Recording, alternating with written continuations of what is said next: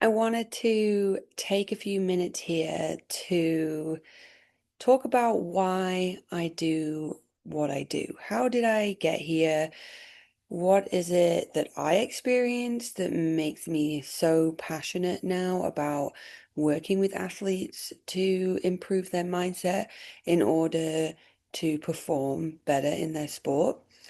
I've experienced the tools that I use at a personal transformational level, both for sport and out of sport for the rest of my life as well.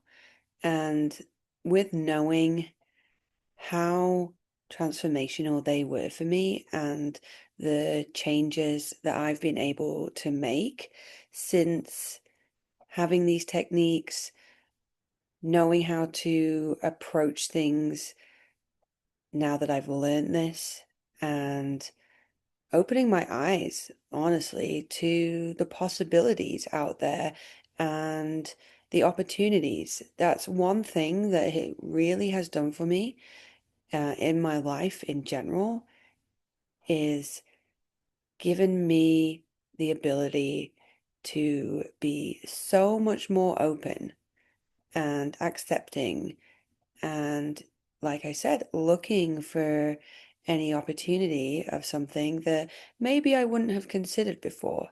Now I'm much more open to that. And even with what I do now, I'm here as a coach, as a hypnotherapist for athletes to improve their performance in their sport. And the reason that I work specifically with athletes is, first of all, my history as an athlete myself. I have been a competitive arm wrestler for a number of years now. And although I'm not directly involved in that anymore, I did compete for a good number of years at a high level. I was a member of Team Canada. I won 4 gold medals at a Canadian national level. And I went to the World Championships with Team Canada and came ninth in the world the year that I competed. And I was kind of at the time dabbling in this kind of thing. I've had a personal interest in it, along with positive psychology and personal development in general, for most of well, pretty much all of my adult life. And that spurred me on to pay attention to that when I was competing. But everything I learned, it was kind of self-taught from things like this, from videos that I'd watched on YouTube, from books that I read, and I implemented some of those tools and they helped me on my journey as an athlete. Um, but knowing what I know now, had I had the tools to the level that I do now, or, if I'd worked with a practitioner at that point, a specialist, an expert to improve that side of my game, then I can only imagine how that could have been different for me. And the great thing is that if I ever go back to competing again in arm wrestling, which is always a possibility, I'll never say never with going back to doing that. Um, but having the ability and the knowledge to apply this kind of thing to my sport would just set me up for a lot of success, honestly. And that's why I want to share that with you. As well as a sports performance coach, I'm also a massage therapist. And in my massage therapy career, I also work primarily with athletes or active individuals who need help with their recovery or their maintenance, or maybe they are recovering from injury. And doing that work with athletes and talking to them and finding out how their training in their sport is going in general, I came to realize that not just physical training, but mental training is so, so important because without that mental side, it's hard to implement everything that you're learning in your or developing in your physical training.